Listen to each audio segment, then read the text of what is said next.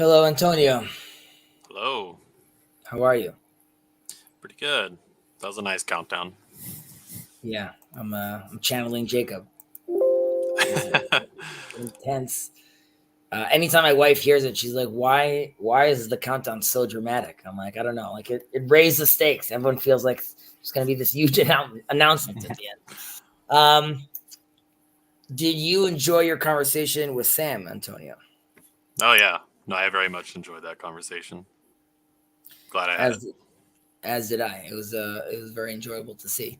I think we'll wait another minute and we'll get going. Did you get a chance to read the introduction? Yeah. Okay, amazing. What I was mentioning to Sandy was that last week was like sort of an intro to the intro, and we'll sort of continue with that a little, and then we'll move into the actual introduction. Well, we actually could do it reverse in a certain sense. No, you know what? I think we'll keep it that way. All right. So without further ado, I wanted to go back for a minute and just mention that we discussed, we had a discussion about, with also highlighting some verses with regards to the relationship between Israel and the nations, and then also the nations themselves with God. And we spoke about how there are versions when they're more separate. There's versions where it's a more of a joint enterprise, so to speak. Oh, sorry, 1 second. Something just falling off my shelf.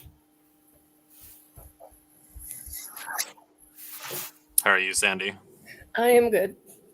I was telling Hezzy I'm a little tired, having some pain, sleep issues. Oh. It's time of year. So we were showing different visions, different options, and definitely using the word visions. Also, the prophets themselves had different. Jonathan, I'm glad you managed to join. Hey, yeah. Yes, sir.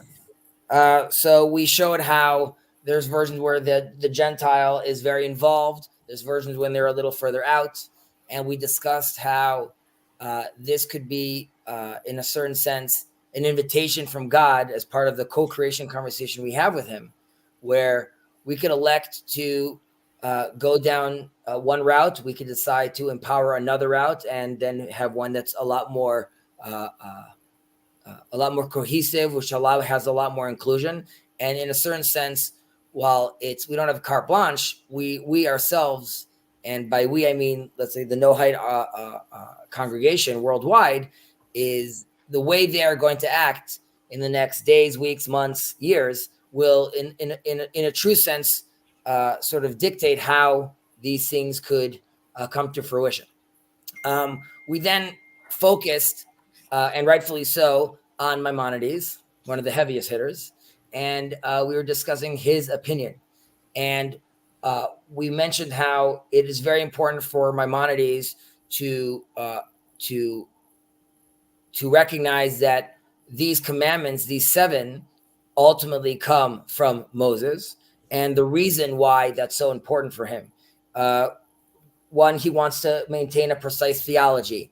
He also mentions how Moses is the only one that could actually, at his level of prophecy, is the only one that could actually give us commandments from the Torah, from God. And while the other prophets promulgate that idea, they themselves don't bring up or innovate new commandments, so to speak. So the source ultimately has to be Moses. We also mentioned how if we want to talk about a concept, one of the ramifications of keeping the 7 is we are then eligible to the world to come, but that is a metaphysical concept.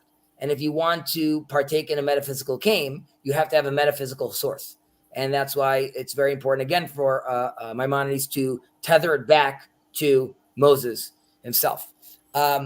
We mentioned a little how some of those, there's some pushback on some of his sources, which are a little scattered.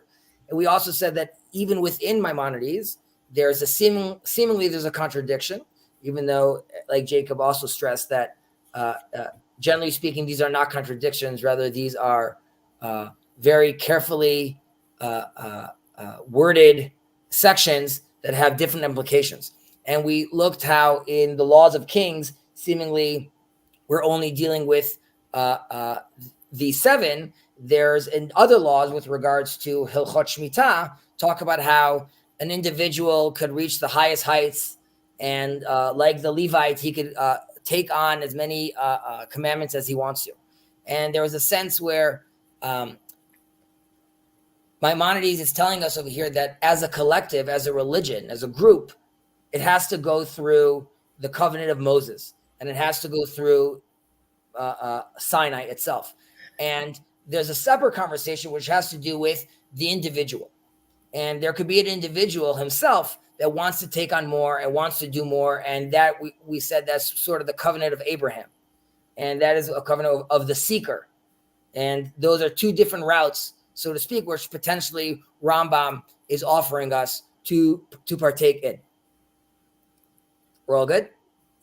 I think that's what I was wondering about at the end of last week, because you gave 3 different points, and today you started with 2, and now you've just got back to individuals because you were talking about roots.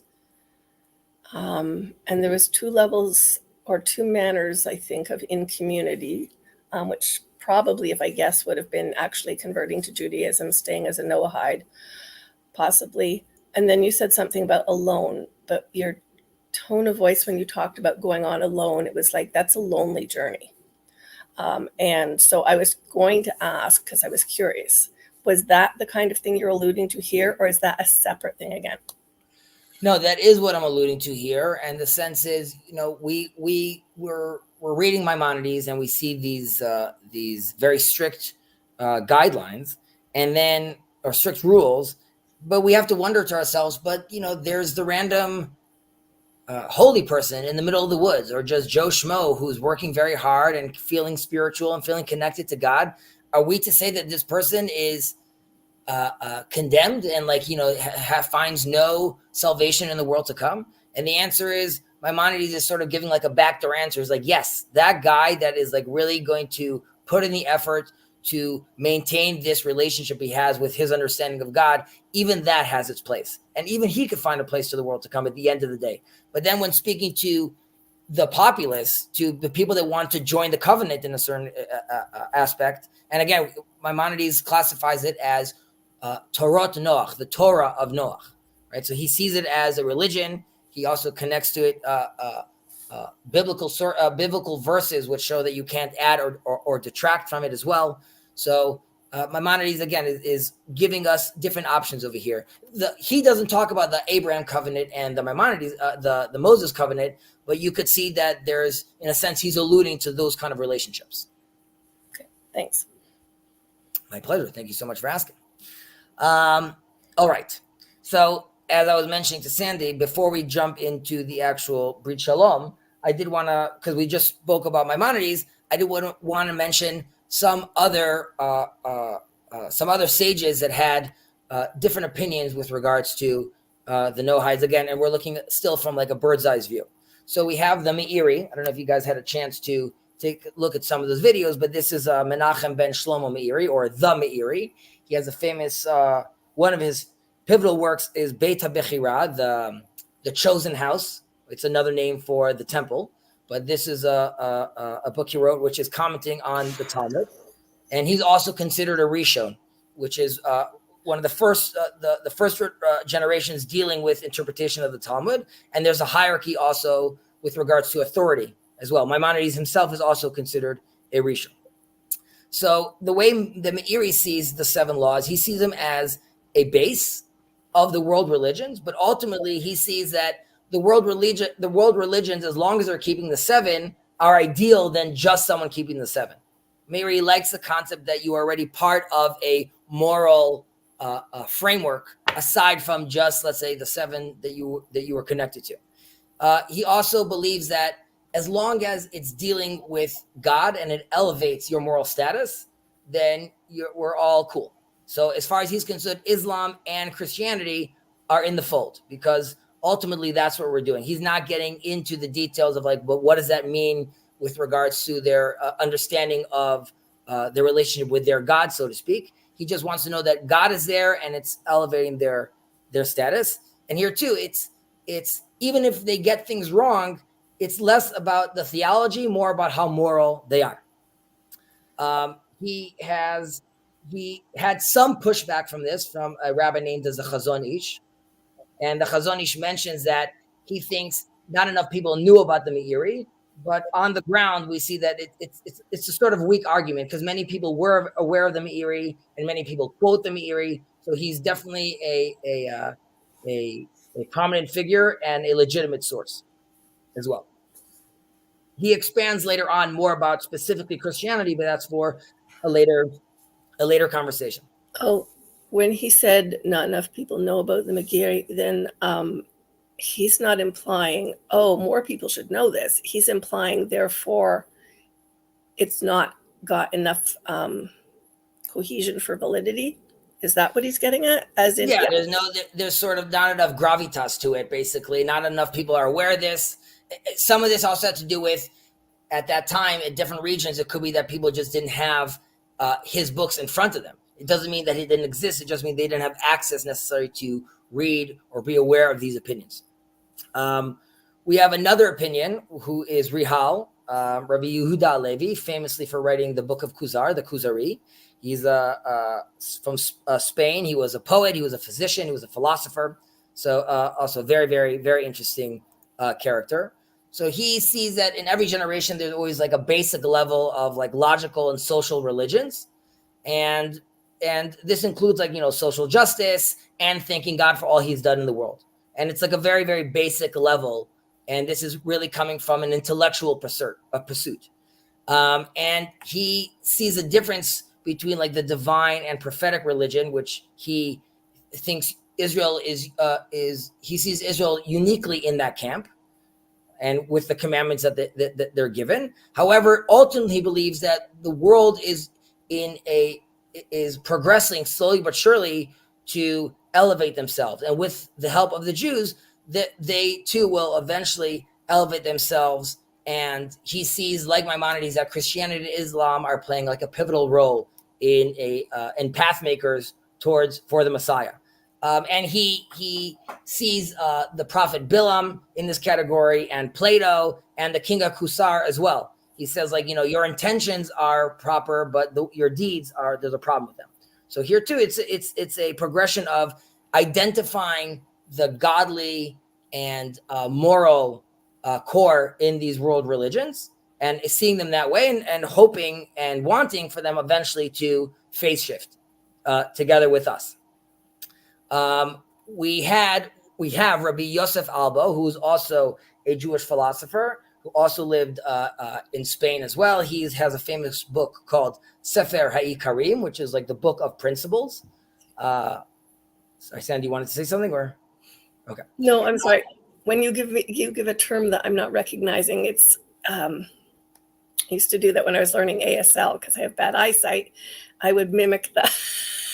So I'm just No problem. Thank you for sharing. So he also sees that the way he sees it is that the Noahide Torah is a dynamic. We mentioned this in our first class. Is a dynamic Torah, and it really develops based on the characteristics of the place it's coming from. So you're going to have each Noahide community is going to have some uniqueness to it, and in a certain way, that's how they're getting to explore their own oral Torah, so to speak. And while there's the 70 facets of the Torah, there's also the 70 nations, and each one is again, it's like sort of a manifestation of their own version, as long as they're tethered to this original core of the seven. Having said that, he was not pro-Islam because of their understanding of free will, and he was not pro-Christianity due to their understanding of the Trinity, him specifically. And lastly, I'll touch about Rabbi Kook, who saw, and he was the first Ashkenazi chief rabbi in Israel at the time. He was a mystic. He is known as, let's say, the father of the religious national Zionist movement. However, over the years, it had many different iterations. So I don't want to hold that against him necessarily speaking, because I don't think the people that are in government right now are really he doesn't really represent them, or they don't represent him, so to speak. So he also sees the 7 as the basic that you could add on to. You could decide to participate in more. He also doesn't believe that it has to happen through Moses. He goes as far to say as there could be other prophets. That's within his understanding of Judaism.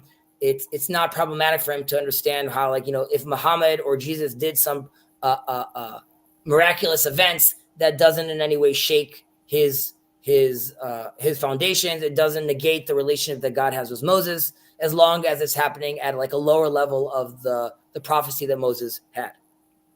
And here too, it really depends on if these religions are manifesting in a moral way. And if they are, relatively speaking, we're all good. So again, we looked at just these different opinions, and while Maimonides is definitely a titan in this case, we don't necessarily have to go according to him, while there's other interpretations as we see over here. All right. Now we're going to jump into the actual book itself. So I would like to hear from you. What were your thoughts on the introduction? Not my introduction, on the introduction in the book. Sandy, Antonio, what do you guys think? Yeah, I mean, it kind of sets out the stage the way I imagine it would. There's kind of a clash of values between the Western world and otherwise. And then we're just trying to figure out what the universal messages of Judaism and the obligations that entails. So, all right. Very interesting stuff to think about. Jonathan, any thoughts? I read it like a couple of weeks ago, so no top of mind thoughts right now. I found it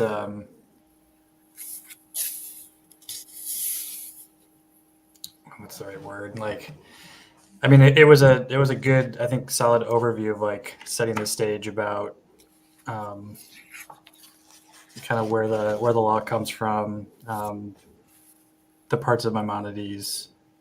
There's a ton of footnotes, so I'm curious to dive into like kind of where all this stuff is coming from and like learning more about that. I mentioned to Sandy that in some of these footnotes are actually they expand a little on the actual section that they're referring to. However, many of them are really more citations and references to the actual source. And I would say that's like a deeper dive into what the source itself thinks. And if there's any specific one that you guys have questions about, later on, you guys could shoot me a message, and then we could just expand, or we could decide to talk about one of those topics in one of the classes, and we could decide to ourselves go into a greater depth with regards to how to interpret some of these verses. All right. So, Sandy, do you have any thoughts you wanted to share just with regards to the introduction? Just the just what you reiterated, the structure all around the prophecy of Moses, and the fact that everything is coming in in layers, and therefore it reinforces itself within the discussions that are generated and things like that, which is good. And I loved I loved the title. I hadn't really thought of this. You just see that I saw the Hebrew. But to think of a covenant of peace, especially in this world in these days, I think it's a challenge to us because we don't manage that very well. But I like that. I couldn't agree more. And I also think we're not only talking about peace between, obviously there's the level of that you have inner peace with yourself. And there's the peace that you're going to have with your neighbors, your community, and the other world nations. And there's also a covenant of peace that you want to have with God, in a certain sense. You want to be able to, and I think it's very also indicative of Noahides in general, which, in a sense, there's like an excitement that I'm part of something that's in a certain sense. I mean, it's old, but it's new and it's real and it's exciting, but it's also very it's discombobulating in a certain way, because you are now being thrusted into this new conversation, and you're sort of leaving another world, and you want to be able to feel at the end of this that you are in peace with yourself and with God himself, and recognizing that I am in the right place, I'm oriented properly, and I am where I'm supposed to be. And just to stress that again, which is, people could ask, as I heard in the corner before, like, isn't it just like, a second-rate Jew, or like, why not convert? And, that's sort of the conversation, which is like, you're not required to convert. And the invitation, as we were talking about some of these sources, and even in Maimonides, is if you want to take on more, you can take on more. And it's throughout that journey, you have to find at some point where you find that peace for yourself. But in no way is it second grade. I would say it's potentially a different resolution of a relationship for the collective, but the individual could dive further in constantly, and extend that relationship, and deepen that relationship as well. So sorry. Quick comment on your term resolution. Obviously, it has different meanings, and we use it in different ways. But my mind was jumping to photography and visual things, and I'm having a lot of cross-cultural conversations at the moment, and just listening to that word and your intro and the things we're learning, it's that sense of, like when the camera pans in and out, closer and further from something. And I feel like, no, there's nothing second rate about this. We're given an opportunity to have conversations like with somebody like you who knows Judaism. I mean, intimately, it's probably in your bones before you're born. And then we have opportunity to have conversations with others in the world from, current, previous, unknown context where we might find ourselves. That's a big thing. That's something that makes me say, don't take notes. Remember a friend who used to say it drove her crazy. She said, give your attention to listening. When I think of resolution and what you just said, it goes to that place. Thank you for that comment, because as you're saying that, what I'm thinking about is both on what you said and the word resolution. This, to me, reminds me of, with the Tower of Babel, we had, this confusion with whether it's what terms meant or what the words meant. And in Zephaniah, we talk about how, speaking in a pure speech or clear speech, that doesn't necessarily mean that we're all, while I mentioned that there are some that interpret that everyone's speaking Hebrew. However, I don't necessarily think that means we're all speaking Hebrew. It means that when I say the word resolution, we all understand what we're talking about. And we could all, and just like you take that word and now you just reference and opened up and expanded on that concept, that would be an example where, like, when you say that, all the nations of the world recognize how all these words and all these concepts ultimately are orienting us towards God at different levels of interpretation and different levels of resolution. So I very much believe in what you just did is part of clarifying that pure speech and that clear speech. It's asking, it's wanting to know, it's wanting to realize, like, when I say, what's the jargon I'm using and how that relates to you. All right, so we actually have Brit Shalom, and we have the guide for the Noahides. There is a verse in Habakkuk, chapter 3, verse 6, which reads as follows. God's standing up makes the earth shake. A mere glance makes nations tremble. The age-old mountains are shattered. The primeval hills sink low. God routs our ancients. Okay, and this is a very famous line, which we learn from that God wants us to participate in his routes. In Hebrew, it's called halichot, which the word from halacha from, okay, the path, the walking that we're doing. And this is this verse we use, that is God's is requiring from us to constantly be going in his path, learning his ways, understanding him. And with regards to the Noahides, there's a sense where, like, a lot of this is not commanded, whether it's highly recommended to do so.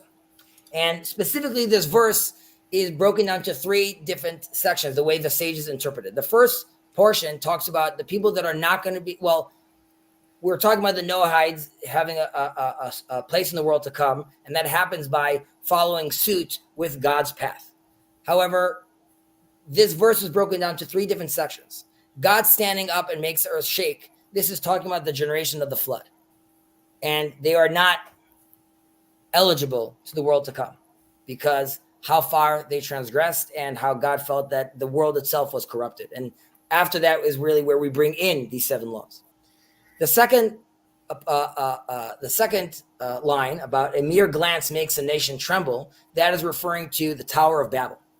There was a fear after they transgressed. Here again, these people are not because of the way they acted, they are not eligible to the world to come. And lastly, we have the age-old mountains are shattered, the proverbial hills sink low. It's taking the elites and bringing them down. And this is still an ongoing conversation which we have across the world, which the people that are in power or people that they think they are the leaders of industry, but they're really manipulating the world and manipulating our morals. These people too, ultimately God will lower them down. And what God wants is for us to, because God's routes are ancient, God wants us to make our way on these ancient paths as well. And we have to think, like, what is this world to come? I'm deciding, you know what? No problem. I'm going to walk on this path. What am I actually being offered over here? And there's a sense where God is saying that in order, and I'm sure you guys know this from your parents, your spouses, your children, if I want to maintain a relationship with someone I love, I need to show them that I really understand them and really know them. And the only way that's going to happen is if I make an effort to really engage with them at their level and try to understand why they do the things that they do. And that lets me, in a certain sense, really start to mimic them in a certain manner. And that also allows me to accentuate the image of God in me. Because the more I act that, the more of the image of God gets seen. And there's a term called the fear of God, yirat chet, and people look at that being like very, like I'm scared of God because he's going to punish me. But many of the sages interpret that as the fear of God is the fear of disappointing God, and the fear of is knowing that I transgressed, and not that I'm going to be punished, but rather God sees all the potential in me and is asking me to dance with him and to converse with him. And when I don't do so, I am disappointing myself. I'm disappointing that connection, that relationship. And that is what the fear is. The fear is the fear you have disappointing your father or your mother. Here too, there's this fear of disappointing God. And the fear is because we want to be able to have this relationship with God and the world to come, in a certain sense, while we don't fully understand what these concepts mean. The idea would be that there's even more recognition and more closeness with God. And that is the world to come, which is where we could see ourselves being connected to him. And that is what I think we're all after ultimately.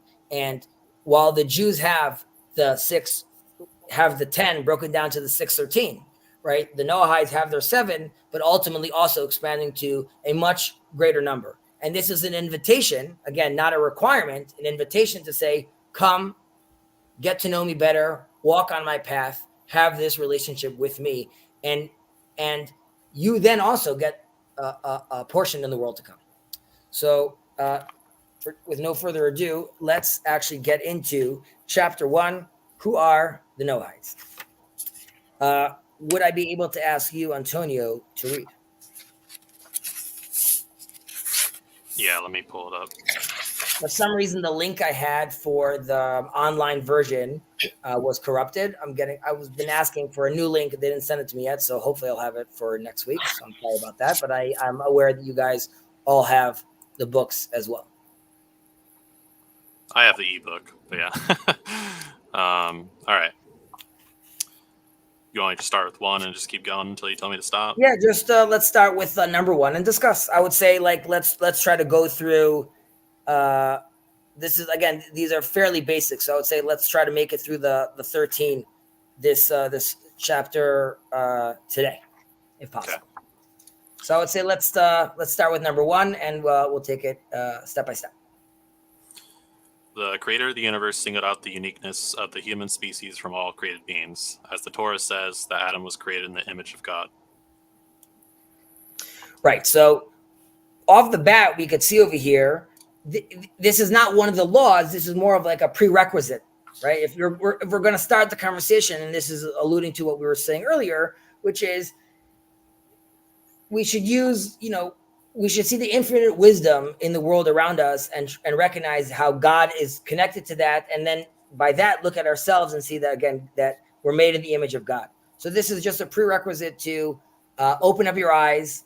As the prophet says, gaze and look up to the sky and ponder who has created all this, right? Or like God tells Job during their brouhaha, he tells him, where were you when I created the cosmos, right? You weren't there. So there's a sense where, like, this is the first line is mentioning to us, recognize, anchor yourself, start looking around and opening yourself up to the conversation that God is all around you. Can we continue with number 2? The Jewish tradition holds that the Creator has sealed a covenant with human beings, which primarily includes 7 commandments known as the Noahide laws. Right. So here we see that basically it's the two-sided story, right? There's God and his covenant, and there's us, you in this case, which is saying we'll be keeping these basic 7 laws. And these, by doing so, by maintaining this balancing force, this creative force in the world, this together with God allows the world to continue to spin and to continue to go. But the requirement was after the flood that these basic principles have to be maintained for the world to continue as it is. I'll take on number 3 over here. Every person has an obligation to accept the binding validity of the 7 commandments that were commanded to the descendants of Noah. So, a second ago I was telling you about like that this is like more of like a requirement, and suddenly we're saying like we're being obligated to do so. And there's a sense over here which is, again, this is it's an obligation, but it's more of an invitation to do so together with God. It's a work of progress that we're doing together. It's walking hand by hand with him while we're doing this. So there is, and this is different from number 4, which we'll expand to. There's the obligation of recognizing the game you're in, right? We're not even talking about performing these things, but it's accepting the fact that this is the oculus, this is the operating system I'm putting on to look at the world through. And the second you do that, that opens up many avenues of how you're now looking at the world. Because until you do that, until you decide to actually get involved and allow yourself to be obligated this way, you're in a sense you're not really putting your money where you're not really putting the money where your mouth is, right? You're just having this open conversation, and it requires you to actually to be obligated to these things. And the next level to that is number 4. Aside from accepting the validity of these laws, each person must actually observe them in practice, right? So if you don't mind, Jonathan, reading footnote number 5. Sure. The difference between acceptance and observance of these laws is that the one who accepts them does so with a heartfelt agreement that he is obligated to follow them and a recognition that he will be judged by whether he follows them or not. One who is observant actually follows these laws in practice. Right, exactly. So it's not in a sense where it's trying to control you. Rather, it's telling you that, like, if you buy into this game, then there are ramifications to it. And then if you're taking it seriously, then if you do X, then Y will happen. And if you don't, then it won't happen. So it's the second the second number 3 happens, the second you obligate yourself, it's asking you then to participate into number 4. 5, whoever does not accept the Noahide laws and observes them is referred to in rabbinical literature as a goy or a foreigner. So I'm stopping here for a moment because up until 9, basically, we're talking about categorizations over here. But generally speaking, and definitely in pop culture, I guess, or in the culture, the term goy is sort of like a dirty word. Like, he's a goy. Goy means nation. And I'm a goy, you're a goy, we're all goy. So it just means a nation.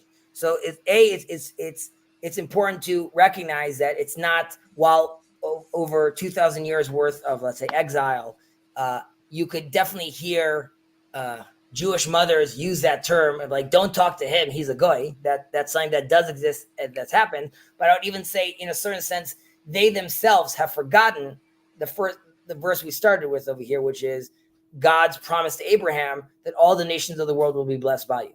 And while it's there, the term is Ameha Aratzot, it's still the concept of goy. So it's just important to remember that when we hear that word, we shouldn't be disgusted by that word. 6, whoever accepts and observes these laws is called a Noahide. 7, whoever accepts these laws before a rabbinical court of these 3 rabbis is also called a ger toshav, a resident alien, and is permitted to settle in the land of Israel.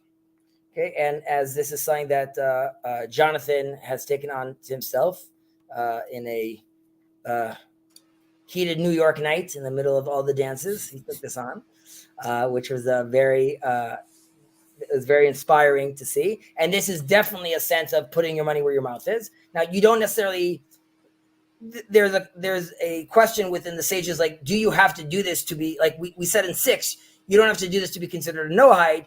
You need to do this to be considered a ger toshav. And that only really came into play in a certain sense since 1948, right? Because up until that point, there wasn't the option really. There wasn't a conversation to have with someone about being a resident in the land of Israel, because there was no Israel, or there was no nation of Israel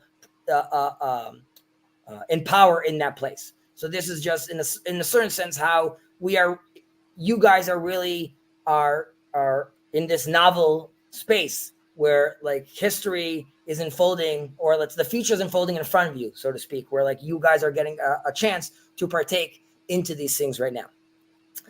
8, whoever accepts these laws out of recognition of the truth of the Torah of Moses, as transmitted by the children of Israel, is called a righteous Gentile, and has a portion in the world to come with the Jewish people. As we discussed earlier, this is something that Maimonides also stresses as well, the difference between accepting this because it's tethered to Moses, or we're accepting this because, like we discussed the other sages, which they see this as a moral thing to do, a step on the path towards a more divine relationship. There are even opinions that talk about how there's a sense where we would say someone that's doing it just for intellectual purposes, right? We could be talking about an atheist that's doing this, and would he still be considered a Noahide? And more specifically, does he have a place in the world to come, right? So already in the Talmud, in the tractate of Megillah, there's a very surprising line which says anyone that denies idolatry is called a Jew. And in a certain sense, it's talking about almost like the modern day atheist, which is the modern day atheist doesn't believe in the man in the sky. We'll use like Sam Harris as an example. But Sam Harris isn't necessarily an atheist where we're talking about he's denying God. He's more denying this childish understanding of God. And that's why the attitude is anyone that already decided to realize that this idol worship conversation is nonsense, and the man in the sky that's mad at me is not the serious conversation, we're calling him a Jew because in a certain way he's already on the step to understanding a deeper and more robust understanding of his relationship with God. And in that sense, this person that we call like the wise Gentile, you could even say that we could already call him like a wise Jew in a certain way. And then in that way, we could bring him back into the fold of being accepting, of being privileged in the portion of the world to come. There's Rabbi Cook specifically, the way he interprets this distinction is you're called a wise man because it makes sense. And the reason that's the term we use for a Gentile, because the world to come, that is a Jewish term. And there's no point of talking to the Gentile in a Jewish term. That is a term that Noahides or Jews are going to use. Rather, the run-of-the-mill Gentile is going to engage in it using his intellectual capabilities. And Rav Kook says, in a certain sense, he's at a higher level than the Chassid, because he didn't require a leap of faith to do this. Actually, he had to power through with logic and make his way through this understanding. Now, I would say this, most rabbis don't interpret it this way, but this, again, is giving you a sense where there's still very much a live conversation happening around this, because while there is a tradition over here, there's a sense where some of this is still novel and some of this is sort of still being written together with the participants themselves. Any questions? Any clarifications? All right. 9, and this is the last of the categories. Whoever accepts these laws not out of the belief in the Torah, but as an intellectual or ethical imperative, is called a wise Gentile, like we just discussed right now as well. If I could ask Jonathan, do you mind reading us section footnote number 10? Sure. At a time such as ours, when there is no Jubilee year observance, the law of the, quote, resident alien is only partially applicable. See Mishnah Torah, Ibid 14.8, the objection of the Ravad, and so on. Correct. So there's a sense that even that we're back in the land of Israel, also mentioning this because I'm sure I'm going to hear about it from Jacob, right? We're not, we're not in those, we're not at the end game yet. And clearly the temple's not built. So there's still restrictions in this regard, but there is a sense that today there's a much more real conversation that could happen with regards to the resident alien as well. And we'll touch upon that soon. We'll touch about that soon. Okay.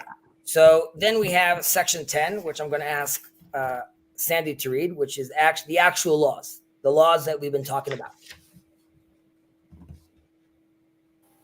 Helps if I put the sound on.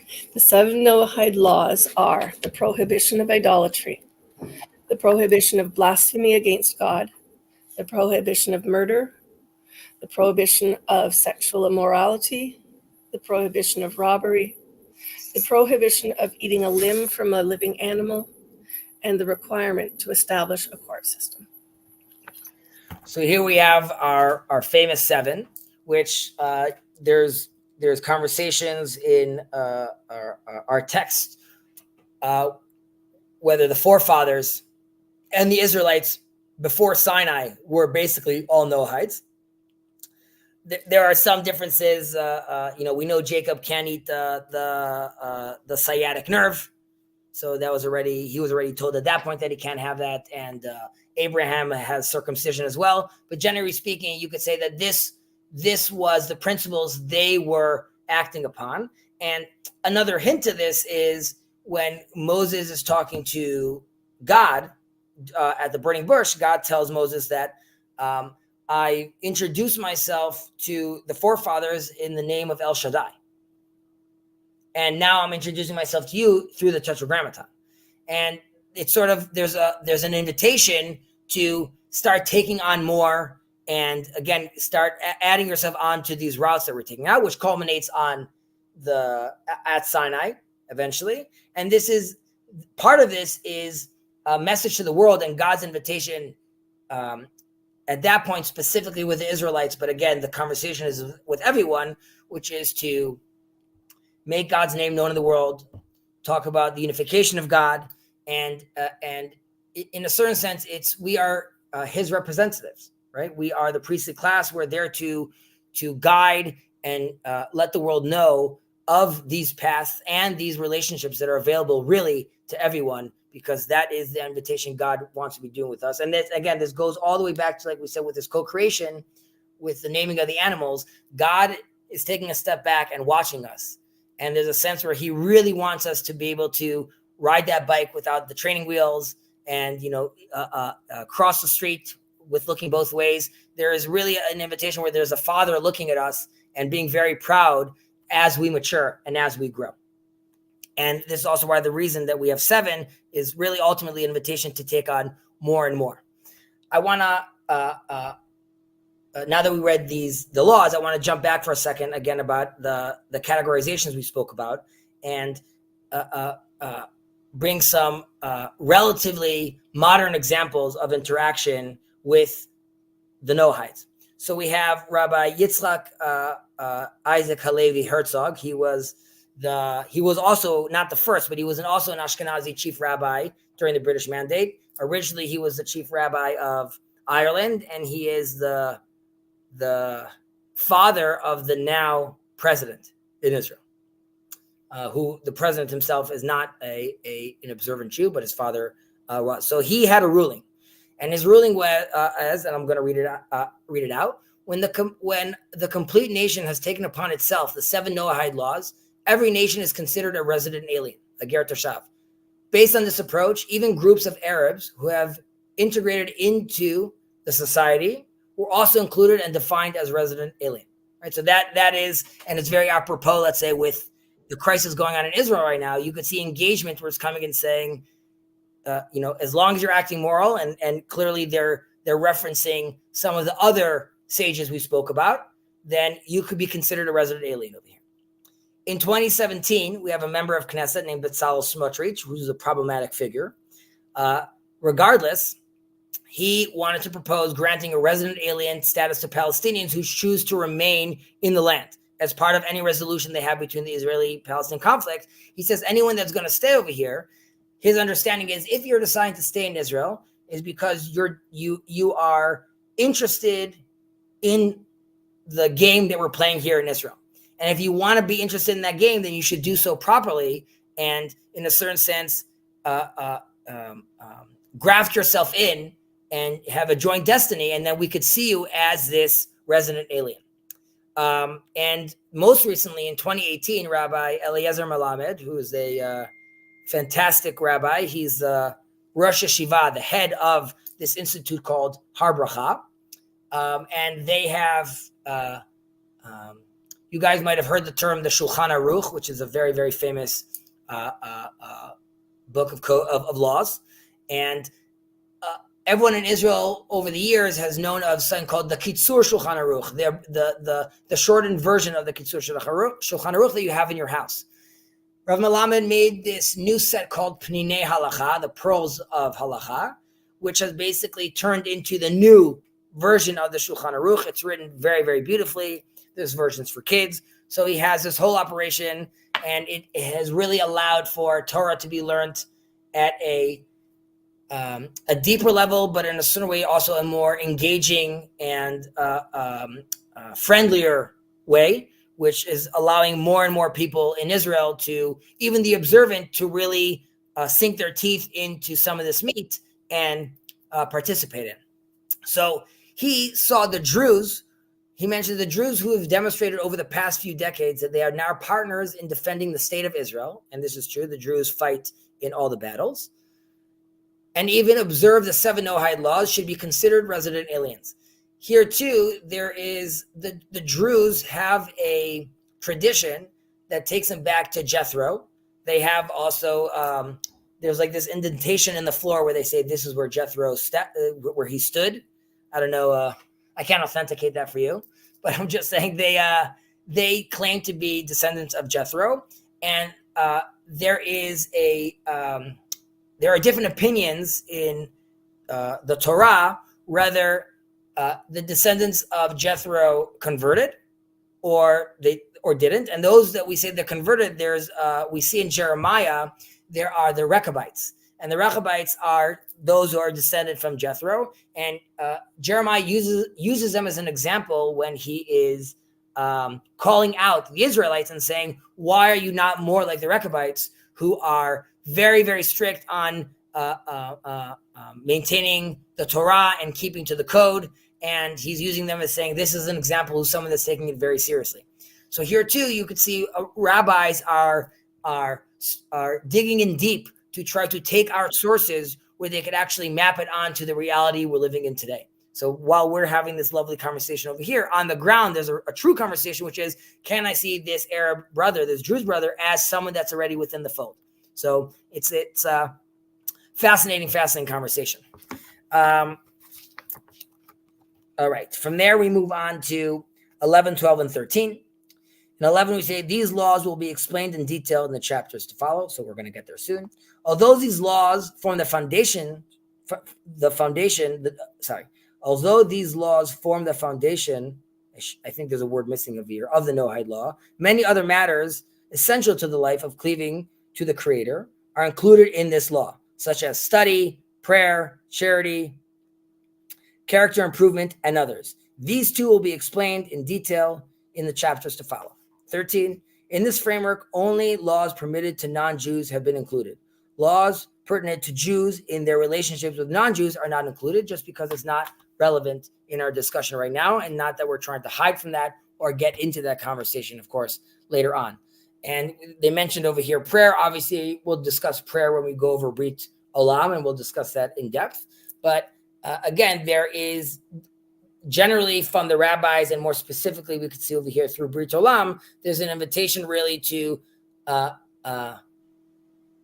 show a true invitation, and I hope this is seen as such, which is saying this is reaching across the aisle on the Jewish end, but it's more just saying this is interesting. This is our obligation as Jews to recognize and realize that our brothers and sisters out there are looking for their path into the fold. And what we just read now and what we're going to read in the weeks to come is that manifest, and it's going to be very, very interesting to see how and what you guys see over here as challenging, interesting. So I'm really looking forward to that. I would say we would stop there now before we will continue next week. I would say let's read chapter 2, and then we'll head into chapter 2. I don't know if we'll finish chapter 2 next week, but we'll definitely get into the thicket itself. Thoughts, comments, ideas, complaints? Well, it doesn't really make it easy with the definitions of like who's a Noahide or not.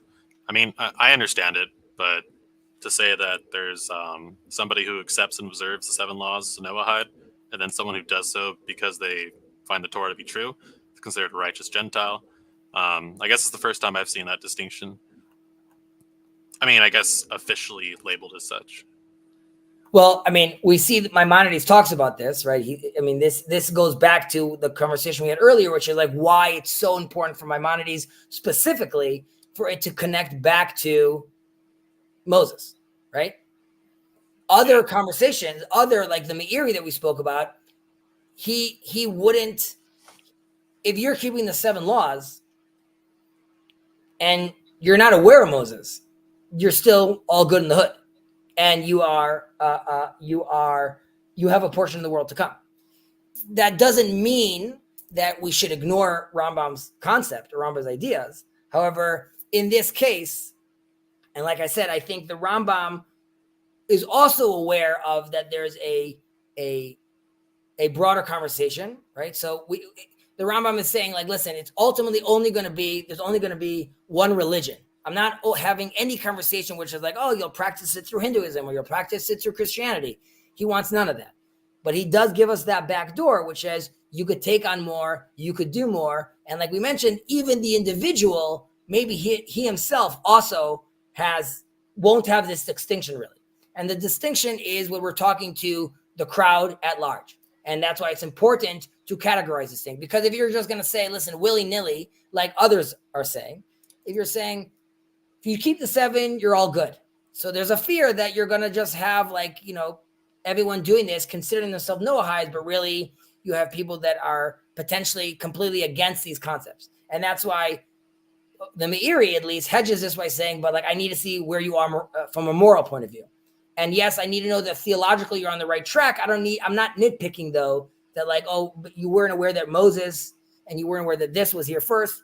And ironically, even one of the sources that the Rambam uses himself says you need to recognize that it's from God. It doesn't say you need to recognize that it's from Sinai.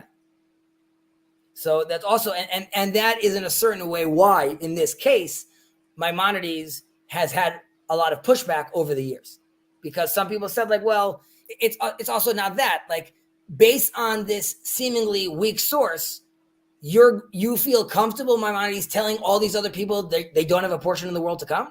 Like, you don't, like, if you had like a verse that spelled it out clearly, I could be like, okay, there's no argument. But here, it's a little more difficult. So this is something that I think as we continue learning, we'll see some of these things will be teased out again.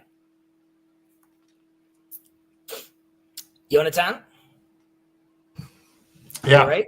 No, I'm with you on that. We'll have to see how it plays out, but it is a little confusing. It is a little confusing, indeed, and that's why there's a disagreement over here, obviously, again, just to stress, I think as Rambam only feels as comfortable as doing that for the individual. The Meiri and Rav Yosef Albo and others, Rav Kook, feel a lot more open in having the conversation, and it's important to remember that while Jacob and I have mentioned often this famous line from Maimonides about Jesus and Muhammad being path makers, and we know that Maimonides was very open to seeing Islam as still a monotheistic faith, and unlike Christianity, he did not have much interaction with Christianity where he lived and in the context. So while the Meiri is living among the Christians, he talks about how you could tell them, it's in Hebrew, it's called a Shalom Kfula, like a double hello, which means not only just saying hi because you want to make sure that you're not going to have a pogrom tomorrow, but more that a double hello is really creating a deep bond, a loving bond with them as well. And as long as the Christian is acting in a moral way that is elevating the society, the Meiri sees them as totally fine. And that's someone that has a very close relationship with them. And that's also controlling from all his apologetics of, like, we needed to be understanding for the Christians because we work by them, or we need to be understanding for the Christians because we don't want them to kill us. There's a book, it's not out in English yet. It's called in Hebrew, it's called Ushmo Echad. In English, it's called His Name is One. And there's a deep dive on many of these rabbis. And also it controls for a lot of the apologetics. They removed all those reasons, and they just want to focus on what the true essence of these rabbis' opinions and where they're stemming from. Can I say something slightly off topic? Of course. I think I get it. I'm always talking about my son and about the deaf school. So the deaf squad? No, deaf. Oh, okay, sorry. Closed ears. So back when the deaf schools in Ontario first opened, they were all oral. You created a school to pull in all the kids, to teach them how to be hearing people, even though they weren't. And then they had the two options, ASL or signed English. So when I had my son and we're choosing how we're going to teach him, I have choices. Most parents choose option one. Let's try to make him hearing. We're going to teach him deliberated. About 10% choose to use sign language. Some of them used signed English. I had a good friend who did. And some of them try to learn ASL, which is a greater commitment because you're committing to trying to learn some of the grammatical contexts that do more than just reiterate the words, in English into a code that works between two cultures. Which choice I made also determines my status within the deaf community. Because my choice tells them something about me, what I value, how I value it, how I plan to live it out, and how I may or may not treat them, given those choices and attitudes. I think that's a fantastic example. Really, I think that's a fantastic example. And that is again, we'll get into this a little later because we discussed how Maimonides is saying, you could potentially keep more laws if you want to, right? And the category is different because you're doing them sort of the way a Jewish woman, if a Jewish woman wants to keep some of male commandments, then like she gets rewarded, but it's a different kind of reward. So here too, like a Gentile can keep more if he wants to. However, there's some pushback, which is you could only take on more if you're already showing yourself to be a Noahide, right? It's not like I want to do the 7 just because I think so intellectually, and then I want to do more specific Jewish stuff just because it's fun. It's if you wanna start taking on more and doing more, you need to show a level of seriousness. There's a status that you're going to get when you start taking on these things, and it gets to a point where it gets problematic, where we'll see that if I am to the sages that say one could keep Shabbat, even a Noahide, then there's a question of like the fear. But like if he is keeping Shabbat, are people going to, if he gets that level of status, is it going to be confusing for people? Are people going to think that he's Jewish? And that's a big fear, right? Because what happens if they think he's Jewish, someone marries him, and the ramifications that happen from that? And one practical example would be, as we'll see on, if you are going to a synagogue, and I'll be interested to know how Antonio performs this, but when you go to a synagogue, are you wearing a skull cap, a yarmulke, a kippah? No, I just wear a baseball cap. You just wear a baseball cap. Okay, so they say that if you want to wear a kippah, right, which is showing that there's like, God above you, there's a sense that you should have a recognizing mark, a recognizable mark, so people could differentiate. So you have over there nun, the letter nun for Noach, or it says on it Noach, even though some people might think your name is just Noach.